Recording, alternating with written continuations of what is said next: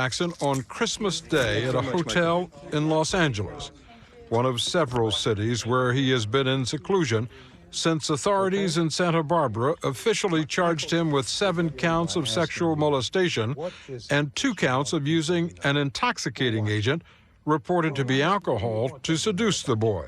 What is your response to the allegations that were brought by the district attorney in Santa Barbara that you molested this boy?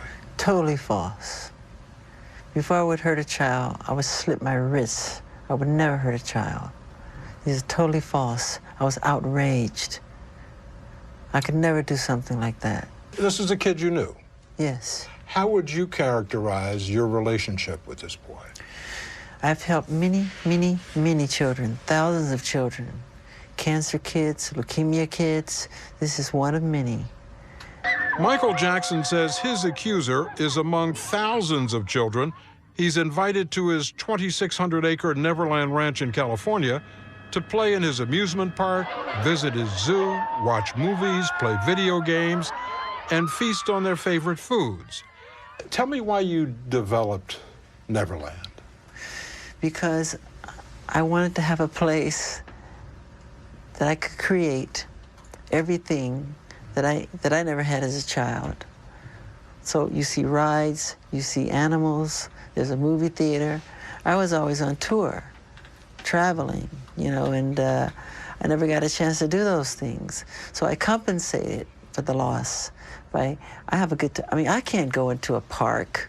I can't go to Disneyland as myself. I can't go out and walk down the street.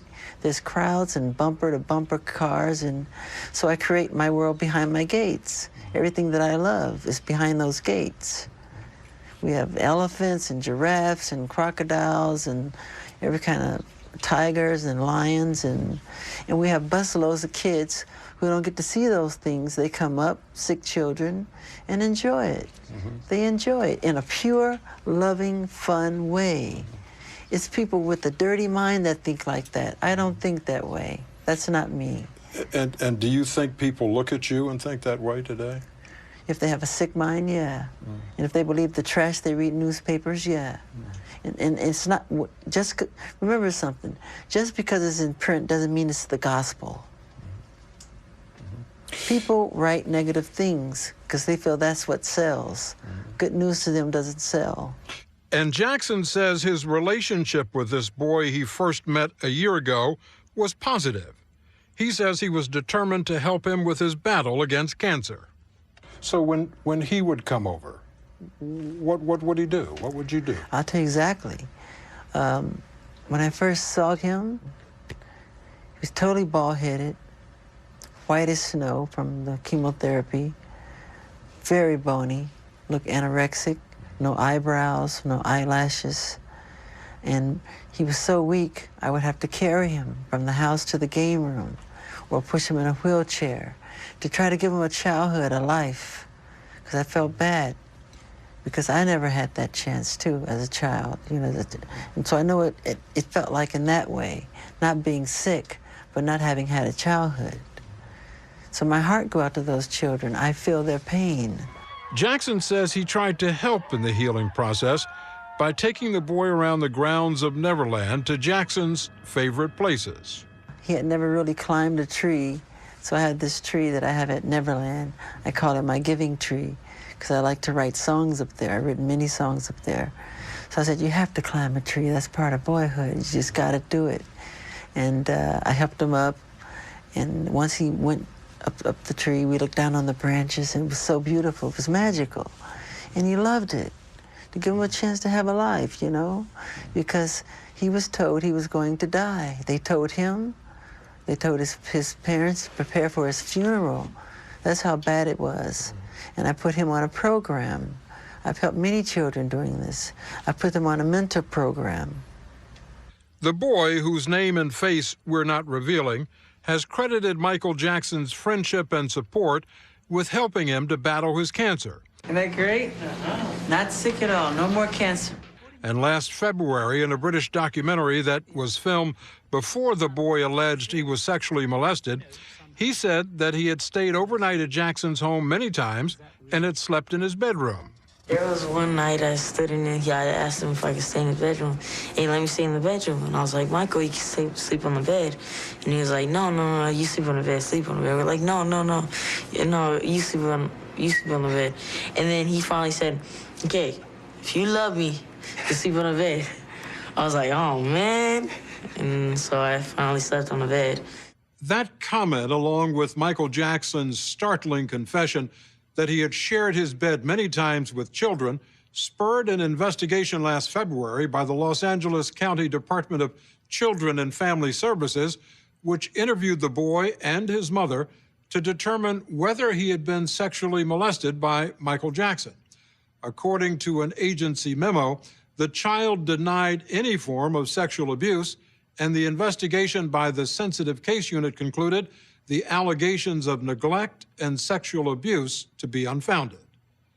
Over the next several months, relations between the boy's family and Michael Jackson deteriorated. According to sources close to the family, the boy's mother had suspicions that Jackson was serving alcohol to her 13-year-old son, who was still suffering from cancer. Eventually, she took her suspicions to the district attorney, and that led to a full-scale investigation by his office and the Santa Barbara County Sheriff. An arrest warrant for Mr. Jackson has been issued on multiple counts of child molestation. The bail amount on the warrant has been set at $3 million. If Michael Jackson's watching this right now, what's your message to him? Get over here and get checked in. We would encourage him to turn himself in and cooperate with law enforcement. Yeah. With that announcement 2 weeks ago, Michael Jackson's future and his career were in serious jeopardy. At 12:05 today, Michael Jackson was taken into custody. He surrendered to authorities and was booked on child molestation charges of lewd and lascivious conduct with a child. What was going through your mind when you're taken into a police station in handcuffs to have a mugshot taken that you know is going to be shown around the world?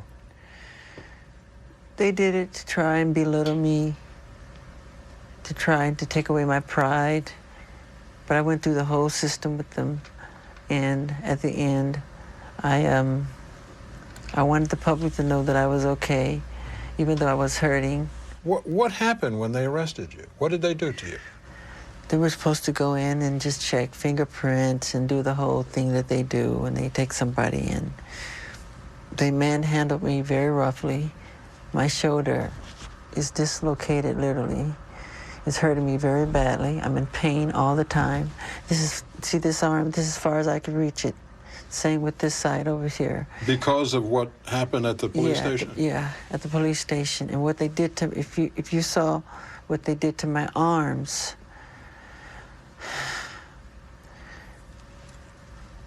it was very bad what they did. It was very swollen, I want to say. But how You'll see. We were given this photograph said to be taken after Michael Jackson was released on bail. Jackson says the swelling above his wrist is where the police handcuffed him. How did they do it? I mean, what did they do? With the handcuffs, the way they tied them too tight behind my back. Behind your back? Yeah, and they put it in a certain position knowing that it's going to hurt and affect my back. Now I can't move. It keeps me from sleeping at night. I can't sleep at night. And Jackson says there was more. One time I asked to use the restroom, and they said, sure, it's right around the corner there. Once I went in the restroom, they locked me in there for like 45 minutes. There was doo-doo, feces thrown all over the walls, the floor, the ceiling, and it stunk so bad. Then one of the policemen came by the window and he made a sarcastic remark. He said, does it smell good enough for you in there? How do you like the smell? Is it good? And I just simply said, it's all right. It's okay. So I just sat there and waited. For 45 minutes? Yeah, for 45 minutes, about 45 minutes. And then one cop would come by and say, oh, you'll be out in a second. You'll be out in a second. Then there would be another 10 minutes added on, then another 15 minutes added on. They did this on purpose. What about Jackson's allegations? Was he mistreated? Did the police injure his arm and shoulder? Did they lock him in a bathroom for 45 minutes? To get answers to those questions, we made repeated calls to both the sheriff's office and the office of the district attorney. They declined our requests for an interview and referred us to the statement on their website, which says about allegations of mistreatment, that is not true. It was the sheriff's deputies who executed the search warrant of the Neverland Ranch. How did you feel when they went into Neverland? I mean, with the search warrant? I mean, what were they looking for? What did they take? My room is a complete wreck. My workers told me, they said, Michael, don't go in your room. They were crying on the phone, my employees. They said, if you saw your room, you would cry. I have stairs that go up to my bed. And they said, you can't even get up the stairs. The room is totally trashed. And they had 80 policemen in this room, 80 policemen in one bedroom. That's really overdoing it. And they took knives and cut open my mattresses with knives. Just cut everything open. Did they take anything from Neverland? I'm not sure what they took. They never gave me a list. But you're saying that they destroyed your property? Yes, they did. And then what they did was they made everybody that worked at the property, they locked everybody out of the house. They had the whole house to themselves to do whatever they wanted. And they totally took advantage. They went into areas they weren't supposed to go into, like my office. They didn't have search warrants for those places. And they totally took advantage. And the room is a total wreck, they told me. And I don't think I want to see it. I'm not ready to see it yet. So you haven't been back there? I've been back there, but not in my bedroom. I won't live there ever again. I'll visit Neverland. It's a house now, it's not a home anymore. I'll only visit there. What time is it? Because I'm hurting. I don't feel good. All right. In a moment, Michael Jackson tells us why he still believes it's appropriate to have children sleep in his bed. And he lashes out at the family whose child he's accused of sexually molesting. More of Michael Jackson's story when we return. This is not the first time Michael Jackson has been accused of child molestation. 10 years ago, he was accused of sexually abusing another young boy. However, after that boy refused to testify, and after Jackson paid the boy's family millions of dollars to settle a civil lawsuit, Jackson was never charged. Although the family in the current case against him has filed no lawsuit and says it does not intend to, Michael Jackson is still suspicious of their motives.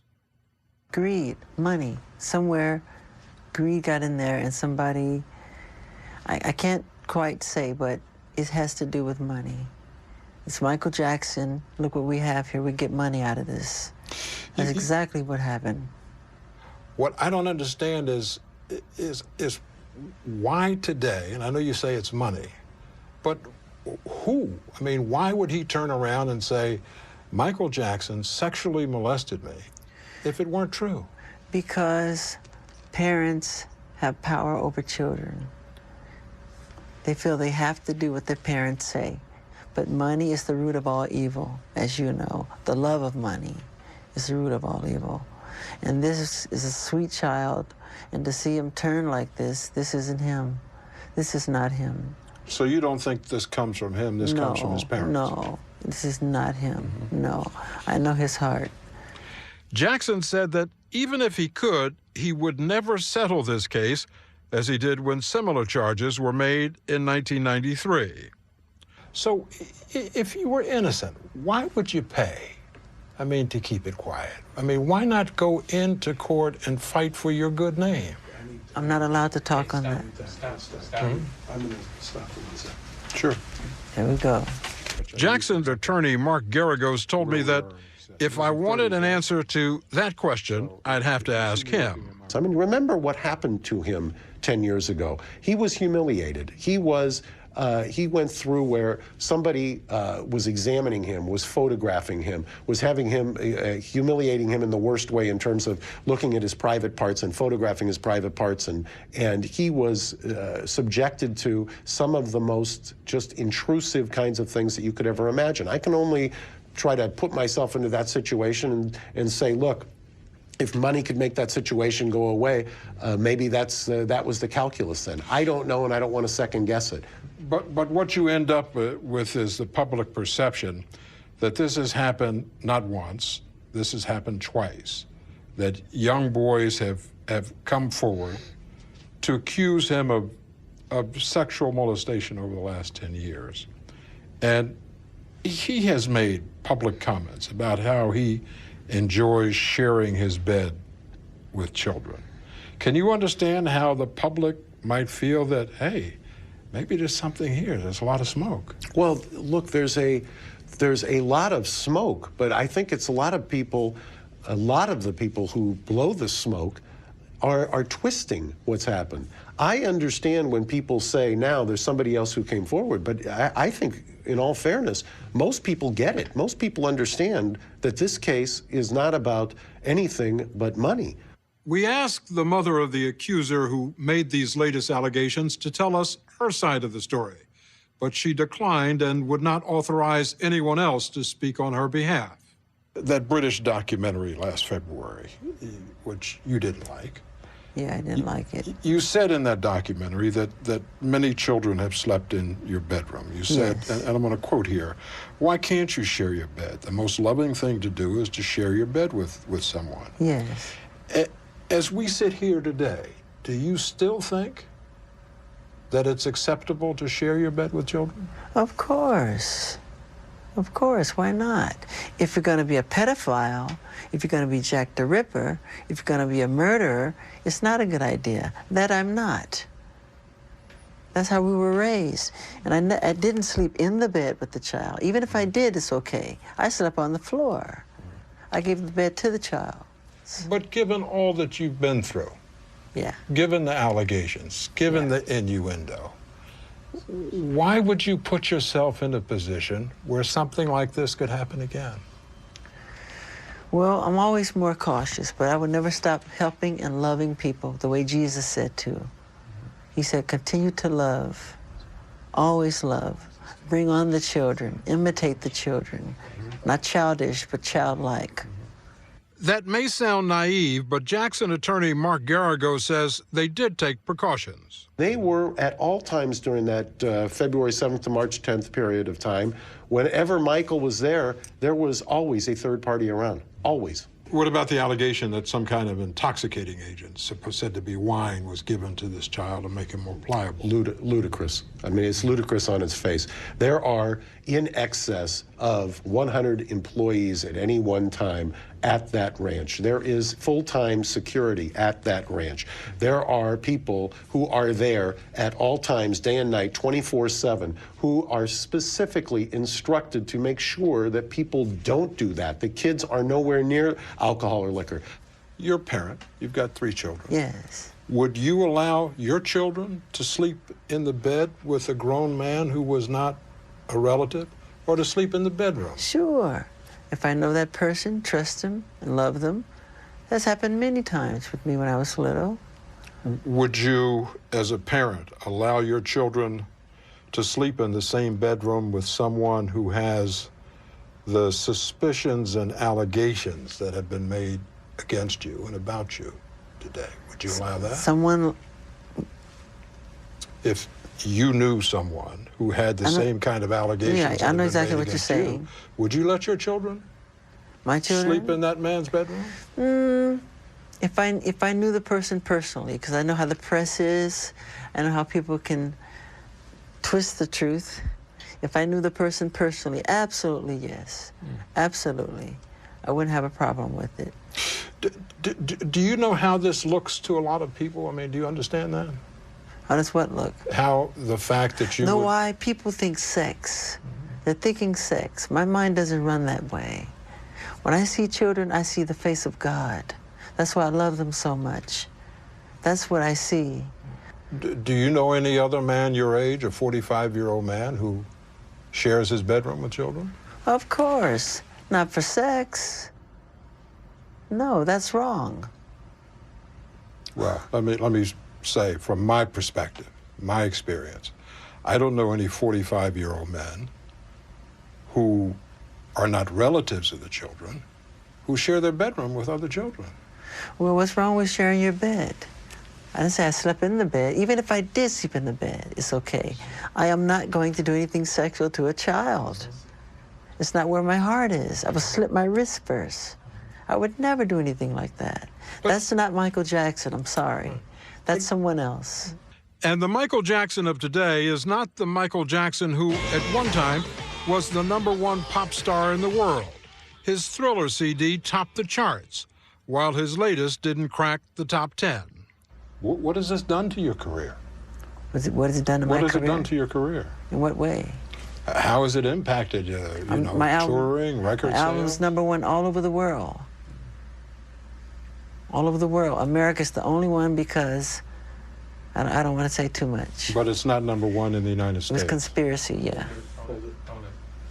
I don't want to say too much. I'm done. I don't want to say much because I'm hurting. I'm really hurting. Before Michael Jackson's attorneys stopped the interview, we were able to ask him one last question. Michael, what would you say to your fans who have supported you through all of this and who today, some of them might have questions? What would you say to them? Well, I would tell them I love them very much, and they've learned about me and know about me from a distance.